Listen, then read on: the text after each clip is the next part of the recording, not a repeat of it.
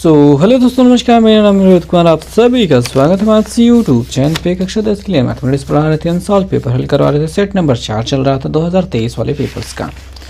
ठीक, पता नहीं कहाँ है, दिखा देता हूँ मैं। ये है 8/22 ठीक। अब इस प्रश्न में हम पहुँच चुके थे, मतलब पार्ट नंबर 4 पे। मतलब बहुत सारे पार्ट हम इस वीडियो को, मतलब इस क्वेश्चन पेपर के बना रहे हैं। क्यों बना रहे हैं पता नहीं क्यों बना रहे हैं। आइए चलिए प्रश्नों की शुरुआत करते हैं, ध्यान से प्रश्नों को देखते हैं।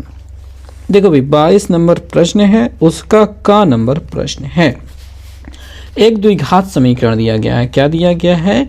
द्विघात समीकरण दिया गया है। द्विघात समीकरण दिया गया है। क्या दिया गया है? 2x² - 4x + 3 = 0 का विविधकर ज्ञात कीजिए। ठीक है, तो हम यहाँ पे लिखेंगे समीकरण की तुलना ax² + bx + c = 0 से करने पर। क्या करने पर? क्यों करने पर? कितना करने पर? देखो, a बराबर आपको 2 दिखाई देगा, a बराबर 2 दिखाई देगा, b बराबर आपको -4 दिखाई देगा, ये वाला हिस्सा b है ना, और c बराबर क्या दिखाई देगा? सही जवाब 3 दिखाई देगा। ठीक है, अब हमको चूंकि इसका विविधकर याद करना है। क्या याद करना है? विविधकर, जो भी जैसा भी है, विविधकर d बराबर होता है b² - 4ac, यही तो होता है।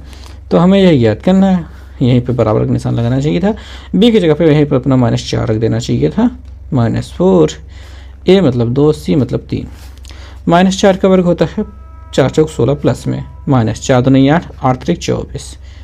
घटाना कर लेते हैं। देखो 16 में से 24 घटेगा नहीं, उल्टा घटा लेते हैं। देखो 14 हाथ से ले लीजिए, 14 में से 8 से 14 होता है 8 बजेगा, एक में से गेन खत्म। 24 बड़ा इसके आगे माइनस है तो माइनस। चूँकि डी की वैल्यू क्या मिल गई? डी की वैल्यू, विविधकर की वैल्यू क्या मिल गई? -8 मिल गई। अब प्रश्न में आगे देखेंगे, मूलों की प्रकृति भी ज्ञात कीजिए। अब देखिए, चूँकि जो डी की वैल्यू है वो छोटी है किससे? 0 से। 0 से छोटी है, यानी ऋणात्मक संख्या है। इसलिए समीकरण के मूल काल्पनिक हैं या होंगे। बस हो गया भाई। सो दोस्तों, पहला प्रश्न हो जाने के बाद आइए दिमाग की बत्ती को जलाते हैं और अगले प्रश्न पे आते हैं। अगला प्रश्न क्या है वो देखते हैं कि 22 का ख नंबर है। तो इस प्रश्न में कहा क्या गया है वो देखते हैं। ठीक, कह रहे हैं 2 क्रमागत धन पूर्णांक सम संख्याओं के वर्गों का योगफल दिया गया है। मतलब धन पूर्णांक है, सम संख्याएं हैं। तो चलिए देखते हैं। मानना पहली संख्या, सिंपल सा अपना प्यारा x, पूर्णांक ऋण है भाई, बहुत महान व्यक्ति हैं, हर जगह आते हैं। तथा दूसरी संख्या, अब देखिए सम संख्याएं होती हैं तो वो 2 जोड़ करके आती हैं, यानी x + 2 दूसरी हो जाएगी। अब प्रश्नानुसार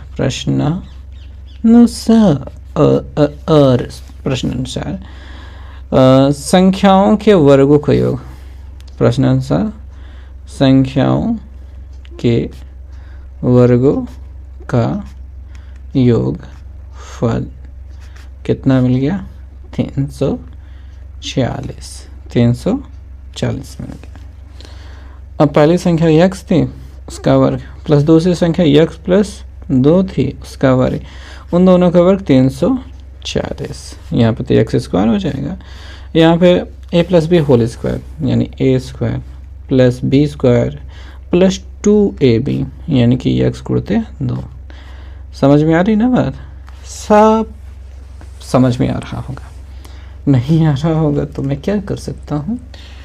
कुछ नहीं, प्यार हो रहा है। x² को जोड़ दो, प्यार हो जाए, 2x² हो जाए।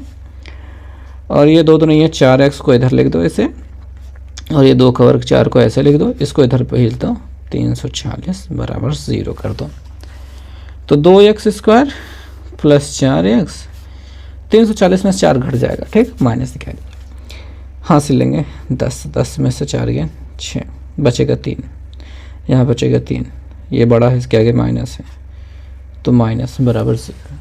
अब यार यहाँ पे देखो 2 से काट रहे हैं, तो 2 से भाग कर देते हैं, 2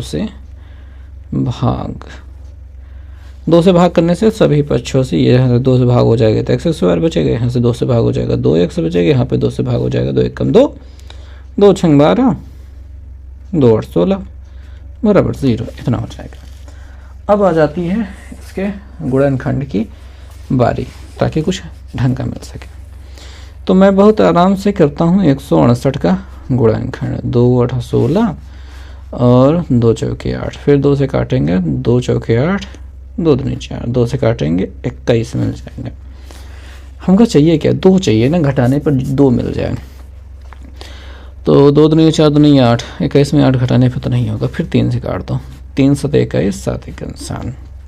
अब कुछ जोड़ा बनाना है, जैसे मैं सोच रहा हूँ 7 दूनी 14 ले लूँ और 3 दूनी 6 दूनी 12 ले लूँ, घटाने पे 2 मिल जाएगा, बिल्कुल मिल जाएगा, तो काम बन गया। तो x² है प्लस हमने 14x लिया है माइनस 12x लिया है माइनस 168 बराबर 0। अब भाई बात ये इतनी सी है कि अगर हम 12 और 14 का गुणा करेंगे तो 168 मिलेगा, ठीक।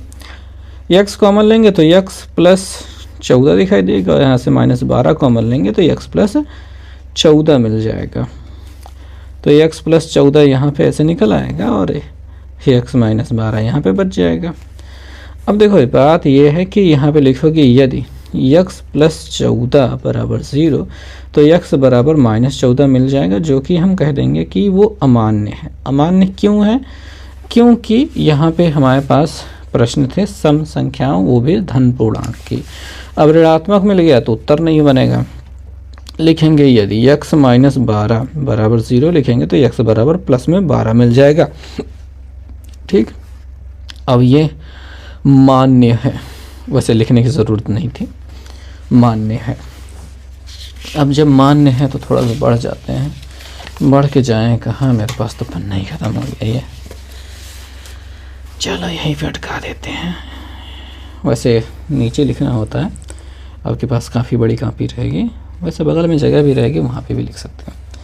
तो x बराबर जब 12 मिल गया तो हमारी जो पहली संख्या है, पहली संख्या वो तो अपनी x थी, तो उसके बराबर रह जाएगा 12, और जो हमारी दूसरी संख्या है वो क्या थी, x प्लस 2 थी, तो 12 प्लस 2 हो जाएगा, जो कि हो जाएगा 14। अतः संख्याएं 12 व 14 हैं। हो जाएगी बात खत्म।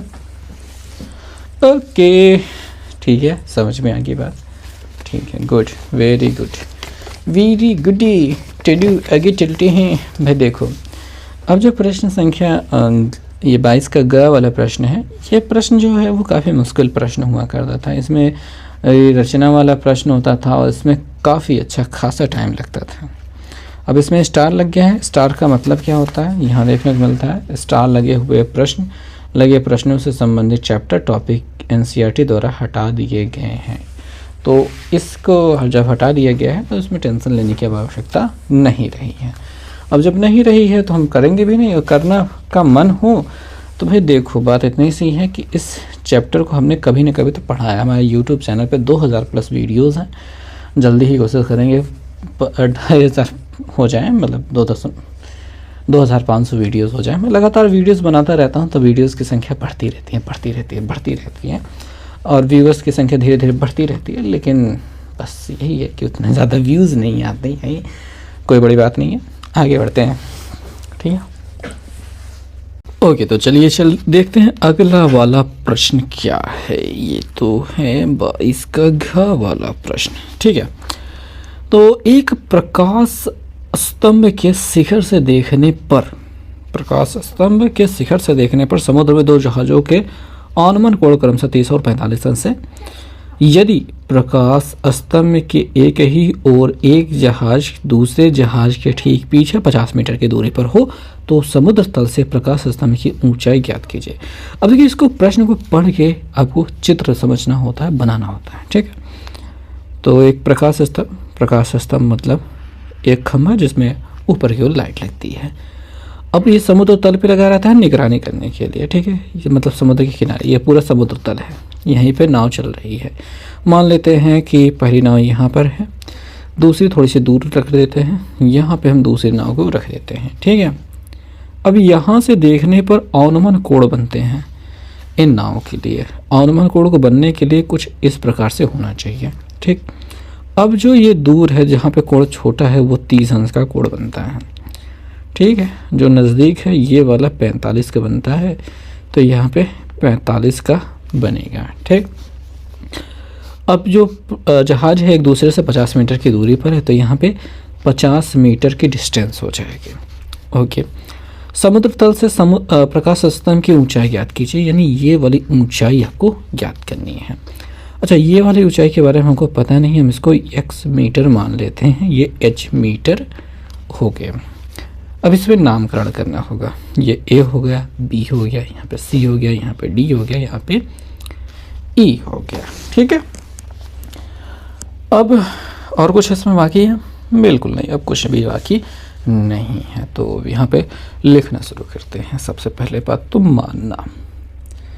माना समुद्र तल से प्रकाश स्तंभ की ऊंचाई ये जो हमारी CD दिखाई दे रहा है उसके बराबर है h मीटर, ठीक।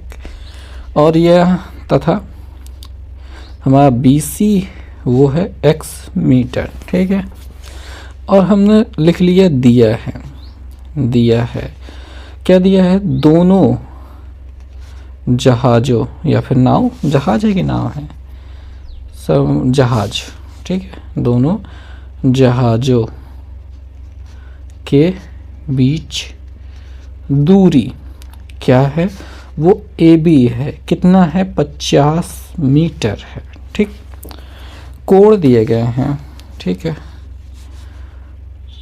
अवनमन कोण कुछ दिया गया है EDA, कोण EDA ये किसके बराबर होगा, CAD के बराबर लिख देते हैं। कोण CAD बराबर 30 अंश, कोण EDB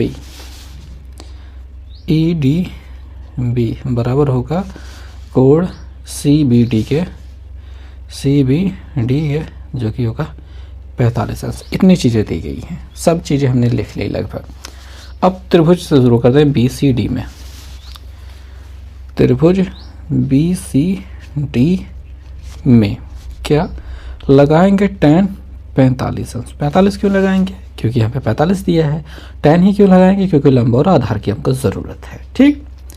तो लंब है CD, आधार है BC, CD upon BC। tan 45 का मान 1, CD का मान हमने h लिया था, ये h है बटे x। इसका इधर गुणा कराएंगे तो x बराबर h हो जाएगा। अब इसको एक समीकरण कह सकते हो। आगे चलते हैं, आगे चलने के समय मतलब बारी आ चुकी है, ओके।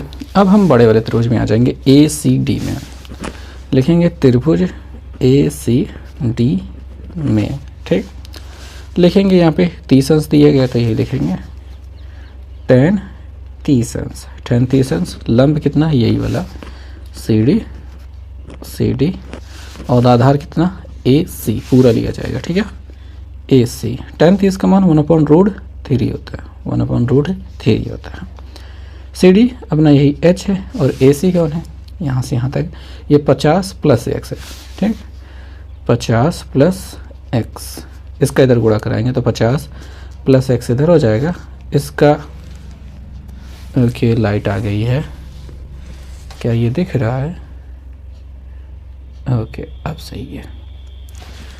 तो इसका इधर गुणा कराएंगे तो √3h हो जाएगा। ठीक, अब चूंकि x की वैल्यू क्या है, h के बराबर थी, तो यहाँ पे 50 प्लस हम h रख देते हैं √3h। यहाँ पे लिख दो चूंकि x बराबर h। ठीक, इधर भेज देते हैं, मतलब उधर जाके घट जाए, तो 50 बराबर √3h माइनस h हो जाएगा। इसमें से h कॉमन ले लेंगे तो √3 माइनस 1 हो जाएगा, बराबर ये 50 दिखाई दे रहा है। इसको उधर भेज देंगे नीचे, यानी h बराबर 50 बटे √3 माइनस 1 हो जाएगा। तो h बराबर 50 बटे √3 माइनस 1 है। इसमें हम √3 प्लस 1 से गुणा कर देंगे, प्लस 1 से गुणा करेंगे √3 प्लस 1 से।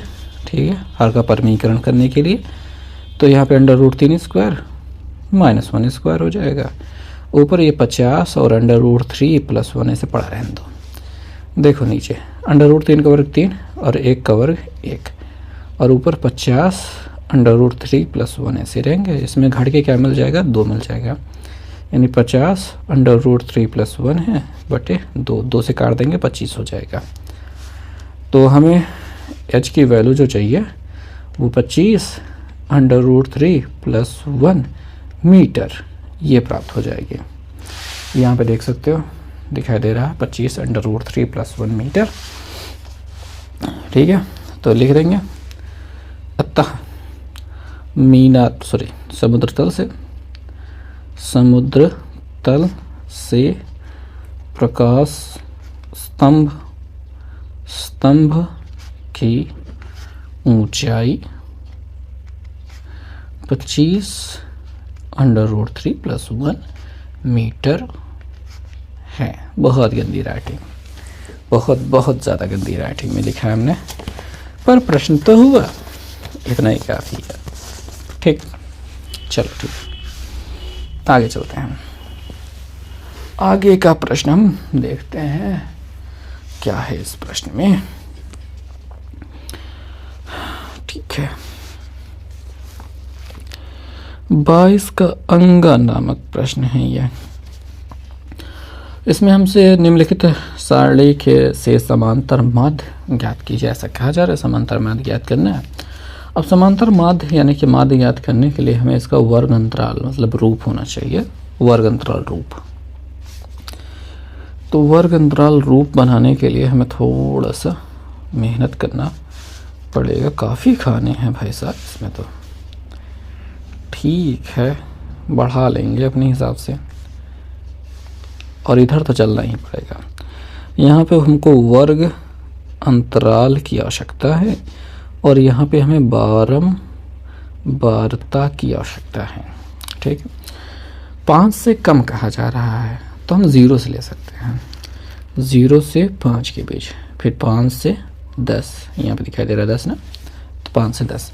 अब 10 से 15, 15 से ऐसे बढ़ते चले जाना है। कहाँ तक, 40 से कम है ना, मतलब मैक्सिमम 40 तक जाना है, ऐसे ही चलना है। ठीक, 10 से 15, 15 से 20, 20 से 25, 25 से 30, 30, फिर 30 से 35, फिर 35 से 40। तो यहाँ तक हम आ चुके हैं। ये बड़ा मुद्दा नहीं होता है, बड़ा मुद्दा तो इसकी बारंबारताओं से संबंधित होता है। ठीक है, देखिए 5 से कम का मतलब 0 से 5 के बीच में कितने छात्र हैं, 3 छात्र हैं। फिर 10 से कम का मतलब होता है कि 10 से जितने कम हैं सब लोग, यानी वो 3 लोग भी हैं और यही 3 लोग इस 10 में भी शामिल हैं। तो हमको 10 में से 3 को घटाना होगा, 10 में से 3 गए 7, अब होगा 7 3 ये 10 लोग। अब ऐसे ही बारी बारी से घटाते हुए जाना है। 25 में से 10 घटाएंगे तो हमें 15 मिल जाएगा, और थोड़ा ऊपर खसका दे। अब 49 में से 25 को घटाना है ताकि ये वाला हिस्सा मिल जाए। 9 में से 5 गए 4, 4 में से 2 गए 2, 24 हो गया। आगे 65 में से इसको घटाना है, हाँ से ले लीजिए 15, 15 में से 9 गए तो 6 बचेगा 6, यहाँ 5 में से 4 गए 1। ठीक, फिर इधर भी घटाना है, 73 में से 65 को घटाना है। इधर की ओर आ जाते हैं थोड़ा सा। हाँ, तो यहाँ पे थे हम लोग ना, 65 में से 49 को घटा दिया 16 मिल गया। 73 में 65 को घटा देते हैं। हासिल लीजिए 13, 13 में से 5 गए 8, 5 13 यानी 8, और यहाँ पे बचेगा 6, 6 में से 6 गया खत्म। 78 में से 73 घटा, 8 में से 3 गए 5, 7 में से 7 दिन खत्म। और 80 में से 78 घटाओगे 2 बचेगा, यहाँ पे 10, 10 में से 8 गिन 2, बस इतना हो गया। इन सभी बारंबारताओं का जो योग होगा सिग्मा एफ, वो यही अंतिम वाली गिनती 80 होगा। ठीक है, ये हो गया। अब वर्ग अंतराल बारंबारता तो हमने लिख लिया। अब चूंकि हमें निकालना है क्या, निकालना है समांतर माध्य, तो हमें x की ज़रूरत तो होगी ही। अब x क्या होता है? x होता है वर्ग अंतराल में जो भी पद दिए गए हैं, निम्न सीमा उच्च सीमा, इन दोनों का योगफल का आधा, या फिर इनका औसत, या फिर इनका माध्य, आप ऐसा कह सकते हो। तो कैसे किया जाएगा? देखो 10, 5 और 0 जोड़ने पर 5 मिलता है, और उसका आधा क्या होता है?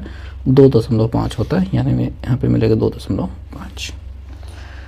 ये इन दोनों को जोड़ने पर 15 होता है, 15 का आधा होता है 7.5, यहाँ पे 7.5। फिर ये दोनों को जोड़ने पर 25 होता है। ठीक है, 25 का आधा क्या हो जाएगा? 2 1 कम 2, 2 2 नहीं है 4, 12.5, 12.5। ठीक, 12.5। अब एक चीज़ ध्यान से देखेंगे तो इसमें 2 में 5 जोड़ने पर, ठीक है, 5 2 7, 7 5 12, 12 5, 12 5 17, ऐसे ही चलता जाएगा। सभी का जो x की वैल्यू है वो वही अंतर होगा जो इनका अंतर है। इनका अंतर कितना है? 5 का अंतर है, वही 5 5 बार बार जुड़ता जा रहा है। तो हम बार ये जोड़ के आधा करने की आवश्यकता नहीं है, हम 5 जोड़ते जाएं तब पर भी हो जाएगा। अगर इनका 10 है अंतर तो 10 जोड़ते जाएंगे तभी काम बन जाता है। तो इसमें 12 जोड़ देंगे, 5 जोड़ेंगे, 12 5 17.5। इसमें ये 22.5 हो जाएगा जोड़ने पर। इसमें ये 27.5, ठीक, इसमें ये 32.5, और इसमें ये 37.5। अब इनका गुणा कराना तो काफ़ी मुश्किल टास्क हो जाएगा। अब मुश्किल टास्क हो जाने की वजह से इसको इजी बनाने के लिए और तरीके होते हैं।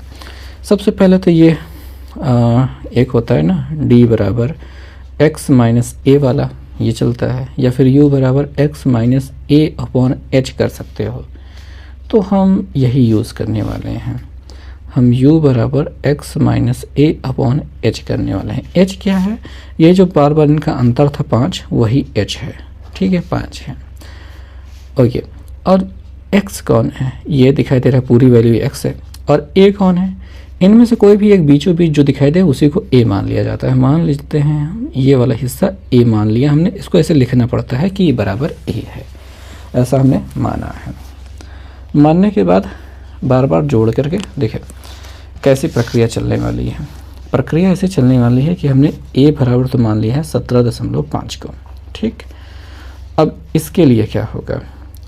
x माइनस ए, x कौन है? 2.5 है, उसमें से a मतलब 17.5 को घटाना है। और h यानी कि जो 5 है, यहाँ पे हमको h की वैल्यू क्या मिली थी? 5 मिली थी। यहाँ पे 0 में से 5 में से 0 गिन 5, 10 में से 5 गिन 5, 15 में से 10 गिन 5, 20 में से 5 गिन 15 गिन 5। तो वही चीज़ जो होती उसी से भाग करना होगा। ठीक, अगर इसको घटाओगे तो माइनस में गिनती मिलेगी, 5 में से 5 गिन खत्म, और देखो 7 में से 2 गिन 5, यानी कि यहाँ पे 15 बचेगा, 15/5, 5 से भाग कर दोगे तो 3 मिल जाएगा। क्या मिलेगा? 3, वो भी नहीं, -3 मिलेगा। ओके, तो यहाँ पे मिल रहा है -3। अगर इसे हल करोगे, यही वाला सेम चीज़, इसी प्रक्रिया से गुजरोगे, तो यहाँ पे -2 मिलेगा, यहाँ पे -1 मिलेगा, यहाँ पे 0 मिलेगा, यहाँ पे 1 मिलेगा, यहाँ पे 2 मिलेगा, यहाँ पे 3 मिलेगा, और यहाँ पे 4 मिलेगा। अब आप कहोगे कि ऐसा कैसे हो सकता है? ऐसा हो सकता है, ऐसा होता है। आइए प्रक्रिया करके देख लेते हैं। सबसे लास्ट वाला, जैसे 37.5 है, उसमें से ये अपना a यानी 17.5 को घटाना था और भाग करना था 5 से।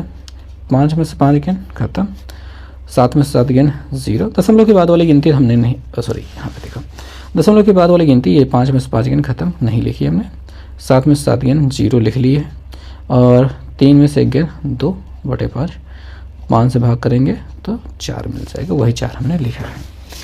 अब हम एफ, ये एफ है, एफ यू निकालने के लिए तैयार है, एफ यू निकालने के लिए तैयार है। ठीक है, तो 3 त्रिका 9, 7 दुनैया 14, 15 कम 15, ठीक, 24 जीरो का 0, 16 का नाम 16, 8 दूनी 16, 5 तिहाई 15, 2 चौके 8। इजी हो गया ना, इजी, ऐसे ही करना है, इजी तरीका होता है। अब अगला जो टास्क होगा वो सिग्मा एफ यू निकालने का टास्क होगा, सिग्मा एफ यू निकालने का। इसमें धनात्मक संख्या पहले हम जोड़ लेते हैं, ठीक है, तो जोड़ लेते हैं। उसे जोड़ने का तरीका भी थोड़ा इजी हम कर लेते हैं, पर मुझे लगता है कि आपको समझाने के लिए पूरा जोड़ना ही ज़्यादा सही रहेगा। ठीक है, तो 6 6 12 12 17 17 8 17 17 8 कितना होता है, 15 25, 5 हाथ से लगे तो 1 1 2 1 3 3 2 5, 55 हो गया है। और ऋणात्मक संख्याओं को जोड़ लेंगे, चलो इसको हम 55 लिख लेते हैं माइनस, ठीक है, जोड़ते हैं। तो कहाँ गया, ठीक है, देखो 5 4 9 9 9 18 का 8 हाथ से लगे 1 1 1 1 2 1 3, इतना हो जाएगा। इसको घटा लेते हैं, 10 15 15 में से 8 गिन 8 7 5 7 होता है, यहाँ पर बचेगा 4 में से 3 गिन 1, ठीक है, ये हो गया, इतना मिल गया। अब देखो फार्मूला क्या होगा, देखो समांतर माध्य सिग्मा, इसके बराबर क्या होता है, वही सिग्मा एफ एक्स अपान सिग्मा एफ होता है। लेकिन सिग्मा एफ एक्स तो मिला नहीं, तो पहले बात तो हमने ए घटाया था, वो ए प्लस होता है, ठीक, और ये sigma F you upon sigma F तो रहता ही है, लेकिन हमने भाग दिया था किससे, ये एच से, तो इससे गुणा करना होगा यहाँ पे, ऐसा कुछ होगा। ठीक, तो ए की वैल्यू तो हमने यहाँ पे ये 17.5 ली थी, तो वही हमने 17.5 रखनी है, प्लस ये अपना 17 मिल गया है, और ये 80 मिल गया है, और एच की वैल्यू कितनी है 5, सब रख दिया हमने। 5 से पहले 80 कटेगा, ठीक है, काट ही लेते हैं। 5 1 कम 5 बचेगा 3, 5 अंक 30, 5 अंक 30 यहाँ, 16 पंजे 80 यहाँ, ठीक है। अब क्या करना होगा, भाग कर देना होगा, 16 से 17 में भाग, ठीक है, 16 से भाग करेंगे 17 में, 16 के नाम 16 बचेगा कितना, 1.0, भाग जाएगा नहीं, 1 और 0 1 और 0, 16 पंजे 80, 16 पंजे 80, 16 छक्का 96, कितना बचेगा 4, 1 0 बढ़ जाएगा, 16 32, 16 थी 48, 16 दूनी 32, कितना बचेगा 8, और 0 लग जाएगा, 16 पंजे 80, ख़त्म हो जाएगा, यानी 1.0625। तो यहाँ पे हमने 17.5 था हमारे पास, और यहाँ पे प्लस ये 17/16 मिला था, और ये 17.5 है, प्लस हमने इसको भाग दिया तो ये 1.0625 हो गया था। और अगर हम इसको जोड़ने का प्रयास करेंगे तो 17 1 18 हो जाएगा, दशमलव के बाद, मतलब ठीक है, तुम लोगों को जोड़ना भी नहीं आता होगा शायद। 17.5, ये 1.0625, ये 5 ऐसे रहेगा, ये 2 ऐसे रहेगा, 6 ऐसे रहेगा, ये 5 ऐसे रहेगा, ये 7 1 8 हो जाएगा, ये ठीक है, ऐसा हो जाएगा। तो वही मैं लिखने के प्रयास कर रहा था, इतना। अब उत्तर थोड़ा मिला लेते हैं, कहाँ गया, ये रहा, ठीक। अब यहाँ पे अब देख लो 18.56 18.56, दशमलव के बाद मतलब कम कर सकते हो, कितना भी कम कर सकते हो, इतना गिनती मिल रही है ना, ये वाला गायब हो जाए, मतलब इसको लिख के रखना, काटना नहीं, ठीक है। अगली लाइन में ये लिख दोगे तो एकदम सही रहेगा, कुछ दिक्कत थोड़ी ना होगी। तो ये तरीका होता है इस प्रश्न को करने का। ओके, ठीक है, मुझे लगता है कि लंबा कर दिया हमने, पर क्या ही कर सकते हैं, यही तरीका ही रहता है। चलो चलो चलो चलते हैं अब अगले प्रश्न में। 22 का 4 नंबर प्रश्न है। इसमें हमारे पास इसका माध्यक ज्ञात करना है। माध्यक में वर्ग अंतराल बारंबारता दी गई है, तो वर्ग अंतराल तो सही दिया गया है, बारंबारता भी सही दी गई है। माध्यक निकालने के लिए हमें संचयी बारंबारता की आवश्यकता होगी, ठीक है। तो चलो ठीक है, देखो भाई, बात ये होती है कि ये बॉक्स दोनों बन जाते हैं, और मज़े मज़े में हम बॉक्स बना भी दिए हैं, और आप भी मज़े मज़े में करते करते पढ़ाई कर सकते हो। बहुत बोलता हूँ। वर्ग अंतराल ये हम देख रहे हैं, और हम बारंबारता देख रहे हैं और हम यहाँ पे संचयी बारंबारता ज्ञात करेंगे। संचयी बारंबारता क्यों ज्ञात करेंगे? क्योंकि हमको माध्यक ज्ञात करना है। ठीक है, तो वर्ग अंतराल 10 से 25 है, 25 से 40 है, 40 से 55 है, 55 से 70 होना चाहिए, 70 है, 70 से 85 है, 70 से 85 है। ठीक, बारंबारता हमारी 3 है, 10 है, 20 है, 13 है, सॉरी 13 इसके सामने रखना चाहिए, 4 इसके सामने रखना चाहिए। ठीक है, 20 इसके सामने होना चाहिए। ठीक, संचय बारंबारता कैसे निकाली जाती है? 3 ऐसे लिखो, 10 और 3 जोड़ दो 13, 13 और 20 जोड़ दो तो हो जाएगा 33, 33 और इसको जोड़ दो तो 3 3 6 हो जा रहा है, 3 1 4 हो जा रहा है, इसको जोड़ दो 6 4 10 का 0 से लेके 1, इसमें जुड़ जाएगा 50 हो जाएगा।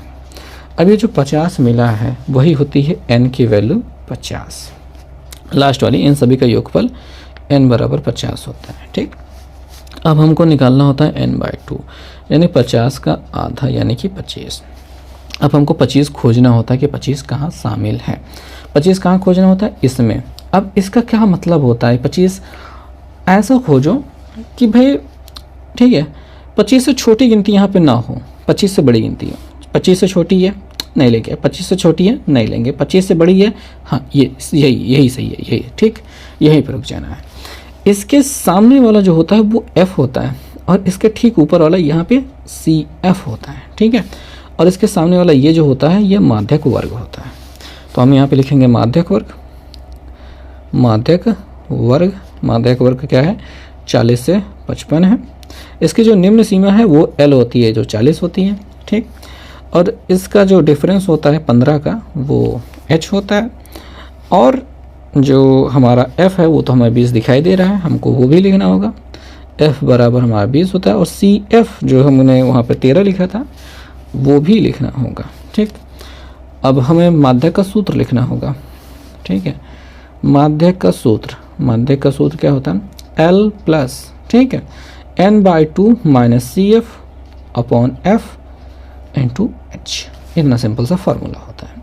तो L अपना ये 40 प्लस n/2 25 ठीक है माइनस CF अपना ये 13 अपॉन F ये अपना 20 इंटू H यानी कि 15। ठीक, सभी का प्रयोग हो चुका है। तो ये 40 ऐसे लिखेंगे प्लस ऐसे लिखेंगे, 25 में से 13 घटा तो 5 में से 3 गए 2 हासिल लगे 1।